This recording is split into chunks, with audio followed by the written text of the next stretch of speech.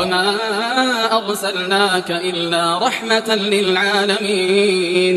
Kita sampai di bab yang ke-26, yaitu tentang silaturahmi.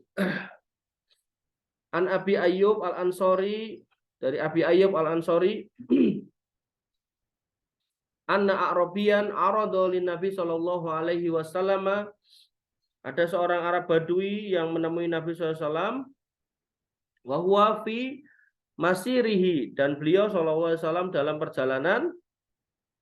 Faqala, dan si Badui ini tadi mengatakan, akhbirni, ya, kasih kabar aku, kasih tahu aku, ma yuqarribuni minal jannati wa ma yubaiduni minan nar. Kabarkan kepadaku apa yang bisa mendekatkan aku ke surga dan apa yang bisa menjauhkan aku ke neraka, dari neraka. Qala, beliau SAW mengatakan, nih, ini melengkapi yang di atasnya tadi. Ya, jadi Nabi SAW nggak sembarangan bisa memberikan pertolongan atau syafaat. Di sini Nabi mengatakan apa? Ta'budullah wa la tusriku bihi syai'a. Kamu beribadah kepada Allah, dan dalam beribadah itu jangan menyekutukan Allah dengan sesuatu apapun. Jadi ketika dikatakan jangan menyekutukan Allah, ini berarti meletakkan ibadah yang harusnya kepada Allah tapi diletakkan pada yang lain. Berdoa misalnya gitu. Kepada siapa kita berdoa? Kepada Allah. Kok ada orang minta kepada leluhurnya? Ini berarti syirik. Kemudian berkurban. Kepada siapa harusnya berkurban? Kurban itu ya kepada Allah. Kok ada orang kurban ke penunggu lautan yang diyakini ada, padahal nggak ada. Ini musyrik. Kemudian sholat. Sholat itu kepada Allah. Kok ada orang rukuk sujud kepada patung atau pohon atau gunung atau apapun, gitu kan? Itu musyrik. Gitu kan? Maka di sini dikatakan oleh Nabi SAW, syarat agar kamu dekat ke surga dan jauh dari neraka, ta'budullah wa la tusriku bihi syai'an. Kamu beribadah kepada Allah dan jangan menyekutukannya dengan sesuatu apapun. Kemudian selanjutnya, kalau itu sudah melakukan, wahai orang Arab, Badui, orang kampung, wa tuqimus shalah, silakan kamu tegakkan sholat. Kemudian kalau itu sudah, maka wa tu'tiz zakah, dan kamu bayar atau tunaikan zakat yang merupakan kewajibanmu kalau sudah mencapai nisabnya. Kemudian watasilur rahim, dan kamu sambung itu hubungan tali kekerabatan. Jadi kalau ada kerabat ya jangan diputus, gitu kan. Kalau emang masih bisa diajak komunikasi, komunikasi. Kalau emang mereka melakukan kesalahan ya diperingatkan, ya. Kemudian hadis berikutnya, hadis yang nomor 50. Wa an Abi Hurairah radhiyallahu an, dari Abu Hurairah radhiyallahu anhu, anna Rasulullah sallallahu alaihi wasallam qala, bahwasanya Nabi SAW bersabda, khalaqallahu azza wa jalla al-khalqa, ketika Allah selesai menciptakan makhluk-makhluknya, falamma faragha, ketika kemudian sudah selesai, qomatir rahimu, rahim ini kemudian berdiri. Faqala mah qalat hadza maqamul aidzi bika minal qati'ati. Ada apa, mah, gitu. Kemudian rahim menjawab, hadza maqamul aidzi, ini adalah tempat bagi siapa aja yang minta perlindungan a'idzibika kepadamu, wahai Allah, minal qati'ati, dari memutus tali silaturahmi. Qala ala tardoina an asila man wasolaka. Kemudian Allah Ta'ala berfirman, apakah engkau rela kalau aku menyambung siapa yang menyambungmu? Wa aqta'u man qata'aka, dan aku memutus siapa yang memutusmu. Qolat, maka si rahim mengatakan, bala ya Robbi, tentu wahai Robku. Qala, maka Allah Subhanahu wa taala berfirman, fadzaliki laki, maka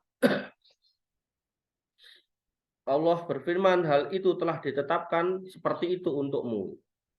Artinya ketika seseorang itu menyambung tali silaturahmi, maka Allah akan menyambungkannya. Menyambung di sini macam-macam, menyambung keturunannya, menyambung rizkinya, menyambung kebaikannya, menyambung umurnya menjadi panjang, menyambung kesehatannya dan seterusnya. Sebaliknya bagi yang memutus silaturahmi, maka di situ akan diputus rizkinya, diputus kesehatannya, diputus keturunannya dan seterusnya. Tsumma qala Abu Hurairah, kemudian Abu Hurairah radhiyallahu anhu berkata, Iqra'u in syi'tum, bacalah jika kalian menghendaki, fahal asaitum in tawallaitum an tufsidu fil ardi wa tuqatti'u arhamakum. Ya. Maka apakah kiranya jika kalian berkuasa, kalian akan membuat kerusakan di bumi dan memutuskan tali silaturahmi. Surat Muhammad ayat 22. Kemudian hadis yang ke-51. Jadi si rahim ini sudah ada perjanjian dengan Allah ya. Perjanjiannya ini sudah disetujui oleh Allah dan ditetapkan bahwasanya mereka yang menyambung silaturahmi akan disambung, tapi yang memutus akan diputus. Maka hati-hati bagi yang punya masalah dengan keluarganya, ya diselesaikan baik-baik. Kalau emang nggak bisa diselesaikan, ya tetap disambung hubungannya walaupun sedapatnya lah. Artinya nggak kemudian harus tiap hari berusaha ketemu gitu, enggak gitu. Yang penting jangan sampai ada sisi gimana kalau kita papasan kemudian kita buang muka gitu, apalagi sampai buang air gitu. 51 wa an Ibnu Abbas radhiyallahu anhu qala, dari Ibnu Abbas radhiyallahu anhu beliau berkata, wa ati dzal qurba haqqahu wal miskina wa ibnis sabil, dan berikanlah karib kerabatmu itu haknya dan orang-orang miskin dan juga ibnu sabil. Qala, beliau berkata, bada'a fa amarahu bi aujabil huquq, dimulai dan kemudian diperintahkan kepadanya bi aujabil huquq, untuk memenuhi hak-hak, wa dallahu ala afdhalil a'mal, dan kemudian ditunjukkan kepadanya amal-amal yang terbaik. Idza kana indahu syai'un, apabila di dalamnya ada keinginan sesuatu, faqala, maka mereka berkata, wa ati dzal qurba haqqahu wal miskina wa ibnis sabil, berikanlah haknya dari orang-orang yang terdekat dan orang-orang miskin serta orang-orang ibnu sabil. Wa allamahu idza lam yakun indahu syai'un, dan diberikan pelajaran kepadanya apabila tidak ada sesuatu apapun, kaifa yaqul, bagaimana mengatakan, faqala wa imma tu'ridunna anhum mubtigha'a rahmatin min rabbika tarjuha faqul lahum qaulan maisura. Dan apabila telah dinampakkan kepada kalian ibtigha'a rahmatin, yaitu untuk mencari rahmat dari Tuhanmu, dari Rabbmu, maka tarjuha, maka mintalah kepadanya dan berkatalah faqul lahum, kepada mereka, qaulan maisura, perkataan-perkataan yang mudah. Aidatun hasanatun, dan itu menjadi hitungan kebaikan. Ka'annahu qad kana wa la'allahu ayyakuna insyaallah. Tapi apabila sesuatu itu menjadi sulit, maka katakanlah insyaallah, wala taj'al yadaka maghlulatan ila unuqih. Sebagaimana Allah berfirman, dan jangan kamu jadikan tanganmu terikat di leher-lehermu, di punukmu gitu kan. Sehingga kamu enggan untuk melakukan hal itu. La tu'ti syai'an, dan jangan engkau berikan sesuatu apapun, wala tabsudha kullal basti, dan jangan engkau hamparkan setiap al-basti di sini.